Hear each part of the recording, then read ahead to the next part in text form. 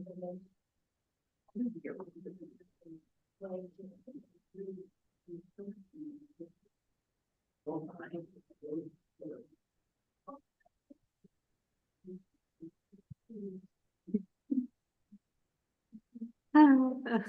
here we go. It is the 12th of March of the year 2024. This will call the Buckley City Council meeting to order. Councilmember Green, can you lead us in the Pledge of Allegiance? Pledge allegiance to the flag of the United States of America and to the republic for which it stands, one nation, under God, indivisible, with liberty and justice for all. Madam Clerk, can you call the roll? Smith, Here. Anderson, Here. Arcano, Here. Burbank, Here. Ferguson, Here. Bender, Here. Green. Here. I'd entertain a motion for any modifications to the agenda or to ask it to be approved as presented. Move to approve the agenda as presented. Second. All in favor, state aye. Aye. Opposed? So moved. This is the point where we have public comment. Is there anybody signed up to speak? And if not, that would not preclude them from. No. Can you check if there's anybody online? There is not. So seeing nobody raise their hand or raise their voice, there'll be another opportunity at the end of the meeting for public comment. Moving down to committee reports, mayor's report. Well, I don't have his report to pass on. He's not able to be here tonight, so I sit in his stead. So I don't have that. Next is admin, finance, and public safety. As chair, we met yesterday, and I believe you all have a copy of the minutes. It's a two-sided document. The administrative updates, recruiting for lateral and entry-level police officer and for full-time firefighters for the fire side. City's extended an offer to a part-time cook for the senior center because the regular cook is out on medical leave for medical reasons. I think this is a good thing. The city has gotten a lot of applications for special events, so there's not have to be a quick 30-day turnaround. All these events are well past that, but 4 cruises, Cruise Buckley's, Main Street Bistro is requesting a burger garden for a private event on June 15th. The American Cancer Society is having a Bark for Life. I think that is a run or a walk or something on July 20th. There'll be a cornhole tournament July 27th. That's what was applied for. A wine walk on September 28th and trick-or-treating on Main on October 26th. And the process of reviewing and potential rewriting of the City of Buckley administrative policies is commencing or will commence soon to update those things. Finance. Some of us here were able to tap in on a Zoom with the audit exit conference for the 2019-21 state audit. Finally finalized and has been issued what I was told was a clean opinion. That is that language in that business. As a result of that clean opinion and all the audit being completed, the City of Buckley remains with a AA credit rating. That's very important. We are moving on, the city is moving on to, if approved tonight by the full council, a biennial budget for 2025-2026. It's on the agenda tonight for adoption, and basically, we would still have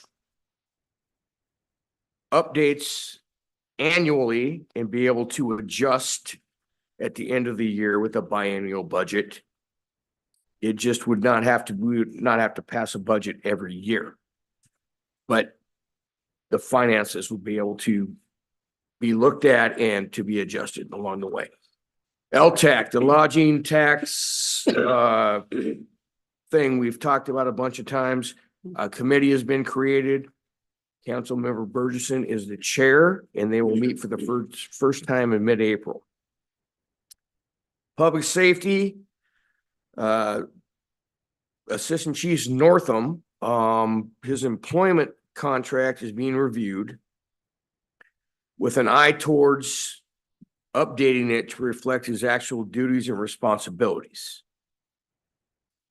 He is not represented by a collective bargaining agreement, and with some of the recent collective bargaining agreements for the Buckley Police Officers Guild, there are sergeants that have received wage escalation and compensation that puts them very close to what Assistant Chief Northam's compensation is, absent his actual duties and responsibilities. So this is something that needs to be done, and that will come forth to us at which time something is agreed upon. Due to the current market climate, what do I say? For the past 3.5 years, law enforcement has been hit over the head across the country, and some people don't want to come into the workforce, and everybody's fighting for the same pool of people. And adjacent jurisdictions are offering lucrative sign-on bonuses to go to work for them, as well as having their monthly salary increase. So we've recently lost one to a local jurisdiction for the same reason, and quite possibly are losing another one. So and there are several officers that are eligible for retirement right now or within the next 18 to 24 months. So there's got to be, we're going to have to, as a council, sit down and look at what we do to attract and retain police officers. It's just, it's nationwide. This is happening everywhere, especially in the Puget Sound region.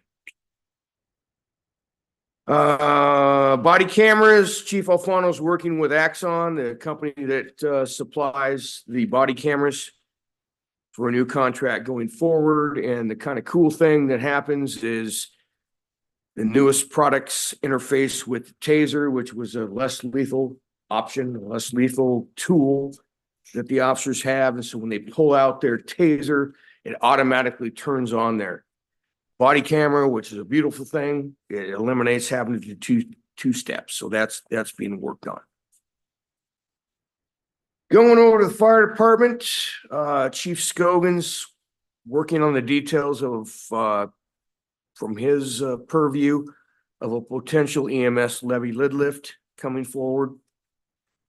Working to secure an alternative ambulance service other than AMR, because they're charging a humongous subsidy that would save the city a lot of money and accomplish the same mission. And he's also working on an MOU with Crystal Mountain Resort for transport, and taking into account the amount of time it takes a Buckley unit to go meet that obligation. All the while we have active calls here, and we have to have backfill with East Pierce. 20th of March, Buckley Fire is holding a meet and greet with a young man who was saved during a cardiac event on last New Year's Eve. Him and his family are going to be there, and it's going to be a rah-rah thing. And so we're all welcome to that. The public's welcome to it.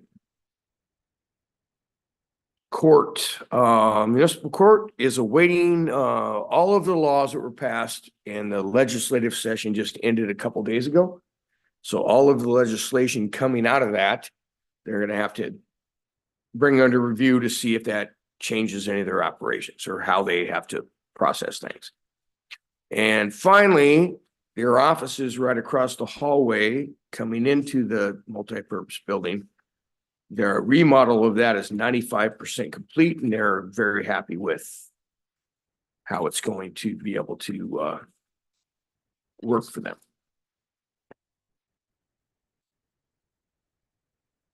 Next would be Parks and Community Services. Yeah, so we met on March 4th, and we had a wonderful discussion. So first, just to bring everyone's attention, on March 30th, there's a hound hunt.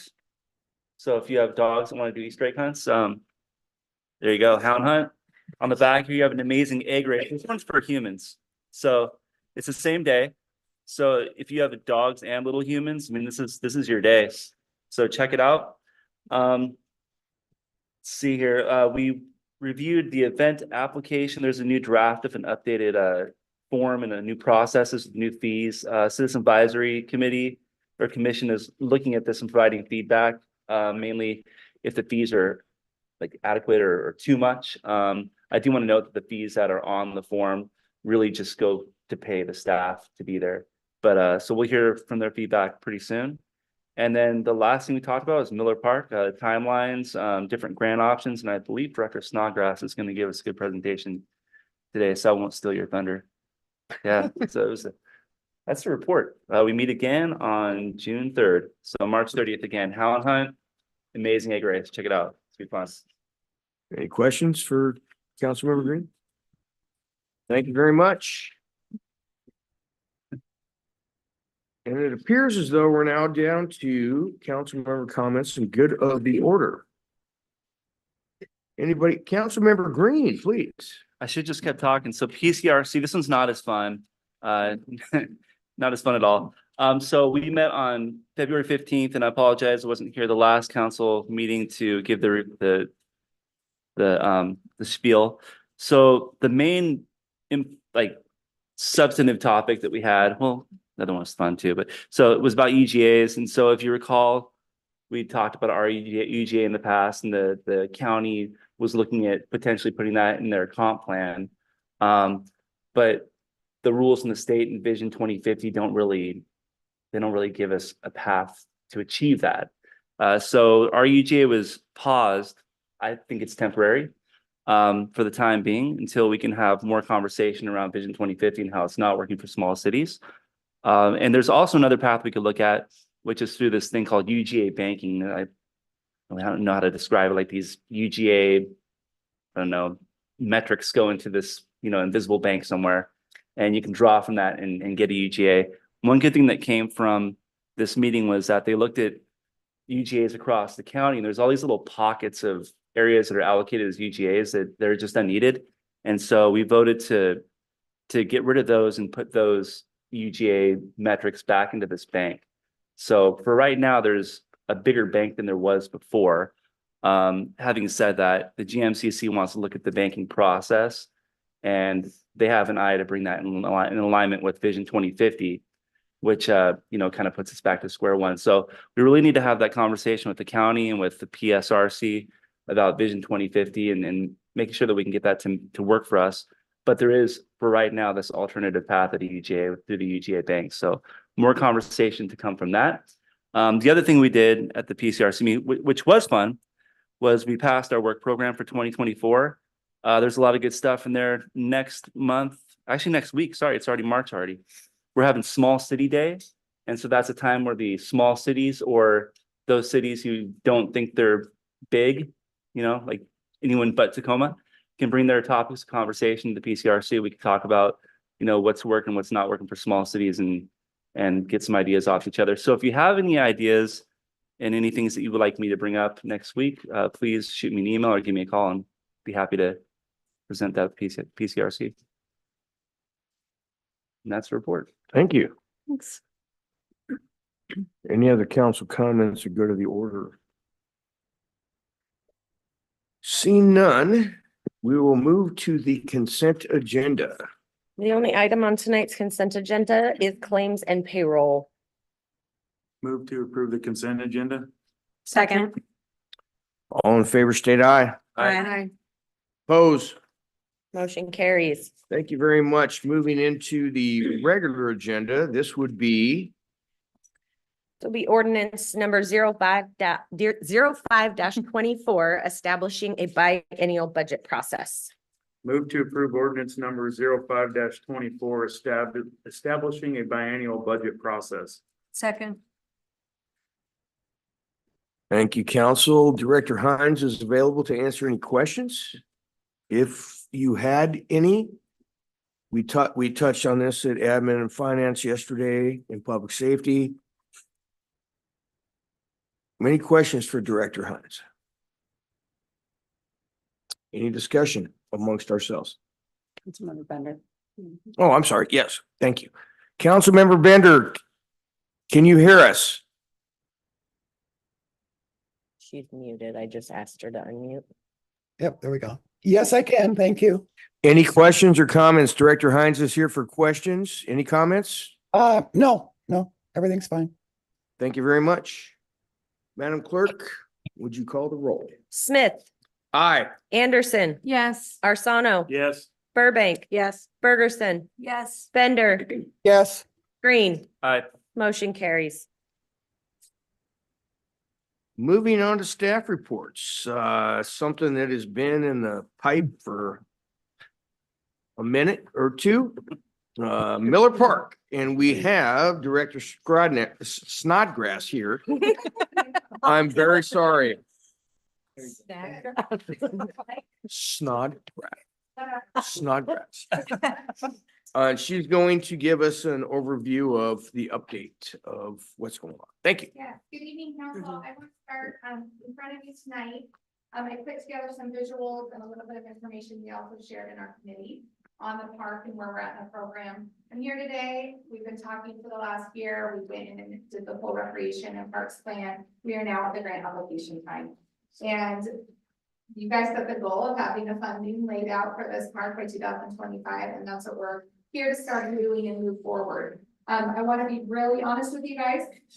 The grants on the paperwork in front of you are our best chance at moving forward. There are other funds available. There are other opportunities available.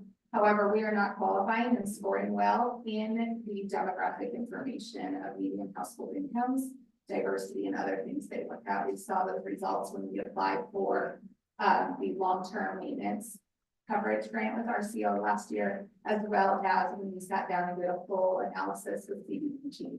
Our scores aren't meeting some of those demographic informations to give us good quality scores, and investing staff time and our resources into applying for things where we may not be competitive.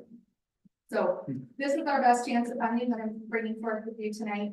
You'll see some gaps in the numbers, and I'm just going to start from the beginning. In our best two chances at grant funds right now are Land Water Conservation Fund, which is a federal program, and Youth Athletics Fund. I want to apologize for the typo. It says match required if we do not.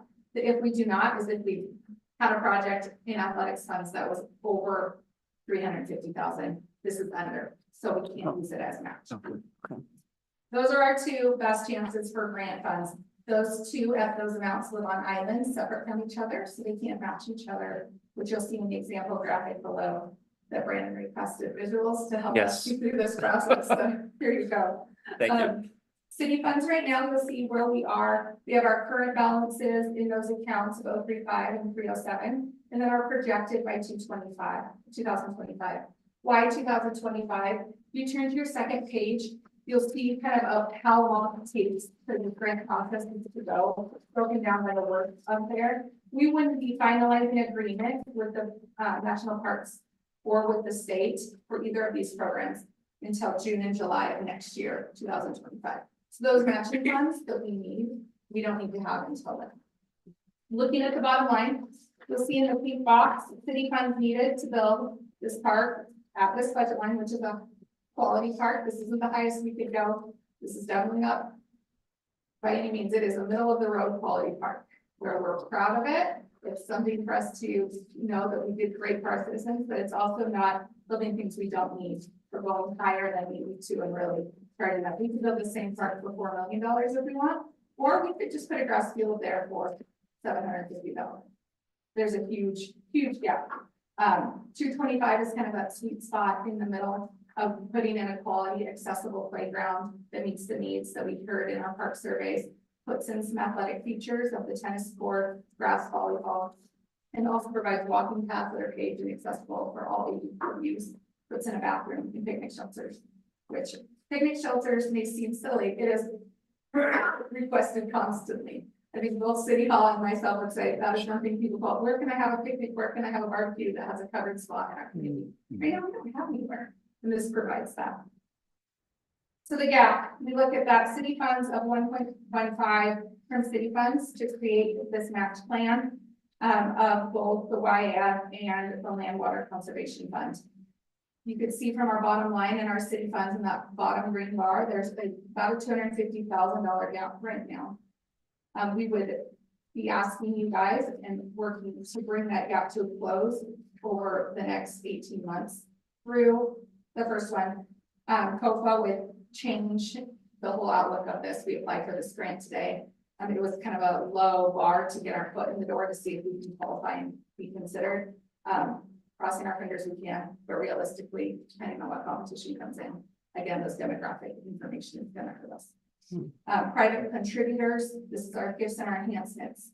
People donating to buy the benches, the picnic shelter. This is the work we're doing right now in the Community Citizens Advisory Committee to build those policies so that we can accept gifts and maintain them, and that we're bringing them in for the right reasons and at rates that don't just pay for the thing, pay for the maintenance for the long term of the donations. Smaller corporate grants can help us with this gap. Example, the T-Mobile hometowns is one you might be familiar with, those 50,000. And there's other small nonprofit grants that the city may qualify in some cases. We've also met with a fundraising expert, and she did recommend that we work on a campaign for fundraising for the park. However, there's a lot more staff time and other resources that need to go in place beyond just those policies that we're working on in the Citizens Advisory Commission right now to build that fund up. And the last one would be the use of other city unrestricted funds to fill that gap. And that would be at your guys' direction. At your guys' direction too, we could also bring this down, bring it up and go. I'm here today so that there's no surprises down the road as we move forward with these grant applications, so that you realize that there's some matching funds with these grants. It's not free money. They don't invest unless we also invest. And as we look in the packet, I can show you a little bit more about the park. I'm gonna open it up. This design on page 3 has not changed much from years before I started. What we did take out right now is any ID of the playground, not knowing where our funding will be. Worst case scenario, we don't get either of these grants. And then we have $900,000 right now sitting in our bank, and we would come back to you guys and say, hey, do you want to hold off till the next round of grant cycles and go strategically?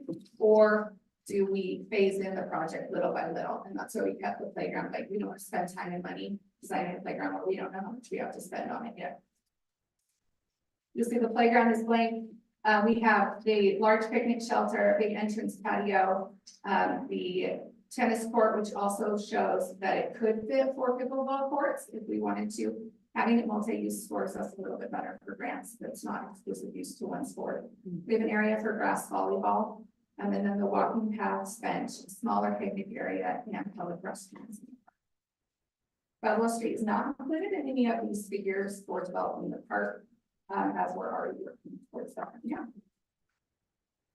On the back page, you can see a mock-up of a ADA accessible playground. This is estimated at between $450,000 and $500,000 right now.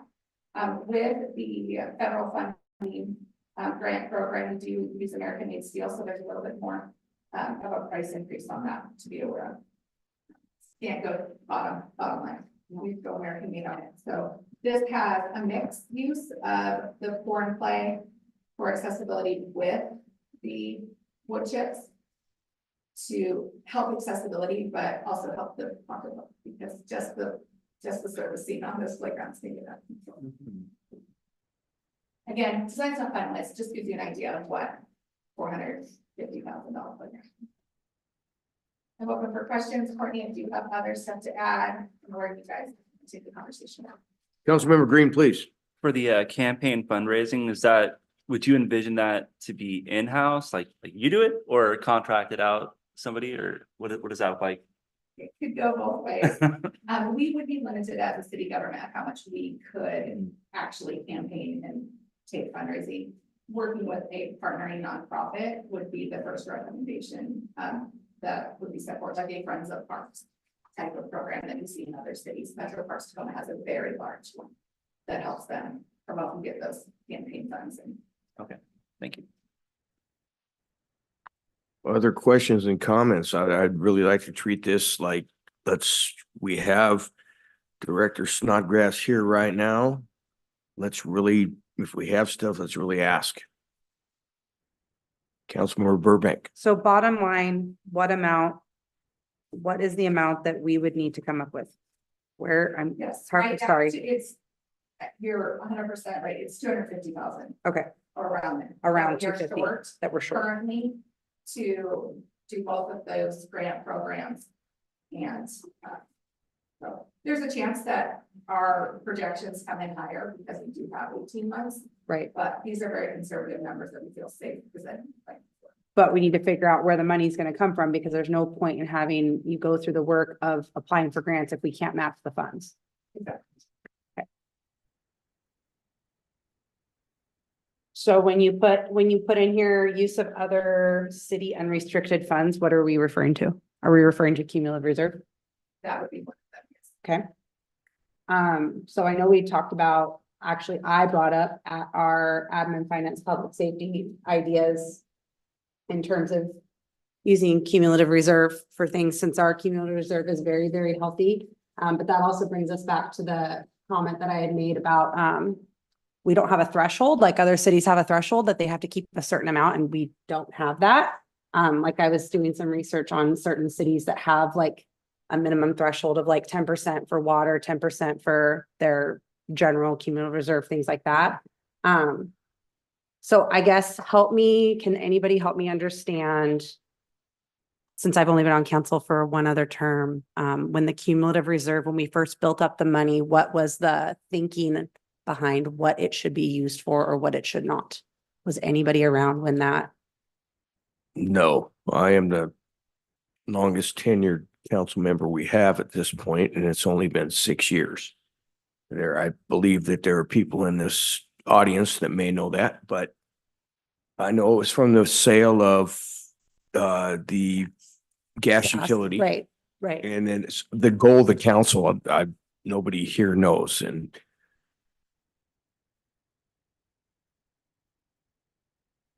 I guess my feeling is, but this is just me, I'm coming from a background of our reserve being the treasurer for our union, and we have a giant reserve, so we spend it down when we need to. Obviously not being, I don't know, making the right choices on what we need to spend and what we don't. But I know that Miller Park is something that is very important to the community. And so I don't want to have to use more money to like do campaign fundraising. I mean, I don't know. I'm just wondering what other people think. If we were to use money from the cumulative reserve to be able to match the funds. Councilmember Purchase.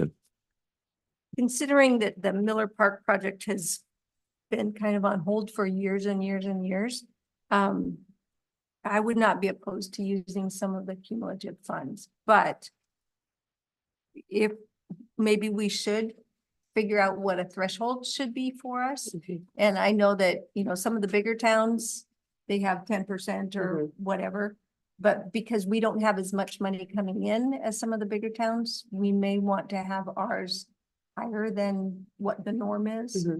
I mean, based on MRS, I can't remember the site. MRSC. Thank you. I mean, when I was reading about it, their idea of an appropriate fund balance is no less than 2 months of operating expenditures for the general fund, and that's about 16.5 to 16.7. And having at least 45 days for utility funds, just to keep like operating or, things like that. But I do think we need to have some sort of threshold established, because we have a lot in our cumulative reserve, but it's just sitting there. So, I don't know. Yeah, Councilmember Green.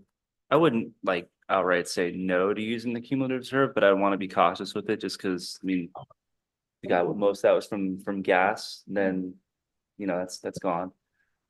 So, refilling that cumulative reserve could be challenging, but before I would jump onto that bandwagon, I'd like to kind of see these other ideas sketched out a little bit, like what does the campaign fundraising look like? How much do you have to put into that to see any benefits? What are these smaller corporate grants out there? It says example, T-Mobile, how much is that grant? And what are other similar grants? 50,000, okay. And like, well, are there is AT&T doing one too? I don't know. So I'd just like to see these high level bullet points, drill down a little deeper, in conjunction with keeping that cumulative reserve option open if needed. Councilmember Osano. The park itself, if we could, worst case scenario, phase it, like do it in phases, can you do that too? Yeah, we've narrowed it down to 3 phases for that side of the street.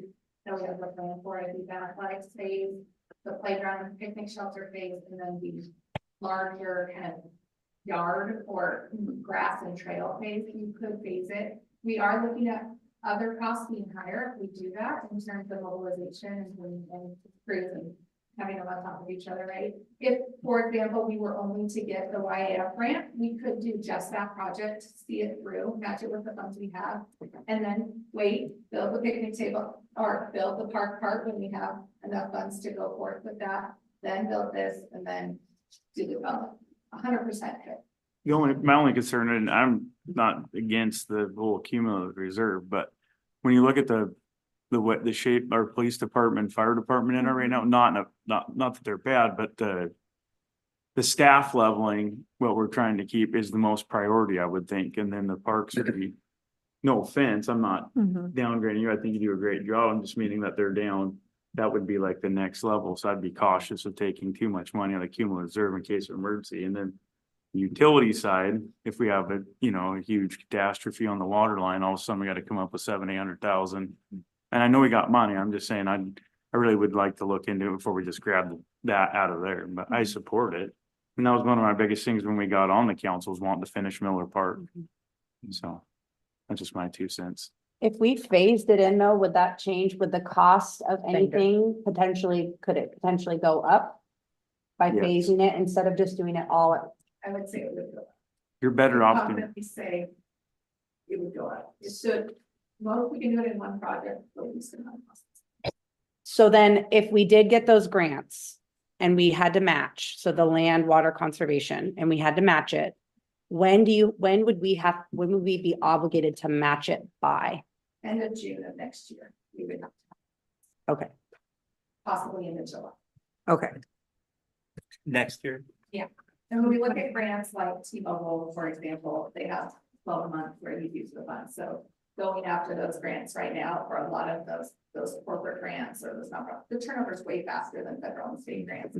So we wouldn't want to even put effort into them until we know that we're being competitive in the processes and moving forward that way, because we have to spend the money when not all the grants have to. Councilmember Bender online that had her hand raised. Then we'll get to you, Councilmember Burson. Councilmember Bender. Can you hear me all right? Yes. Yes. Okay. Sorry there, I'm not there this evening. I don't want to give any of you guys, which my grandchildren gave to me. When that fund was put in there from the gas line, it was supposed to be used for emergencies, which, like with our fire department, our police department, that's emergent. It wasn't meant to be used for odds and ends things.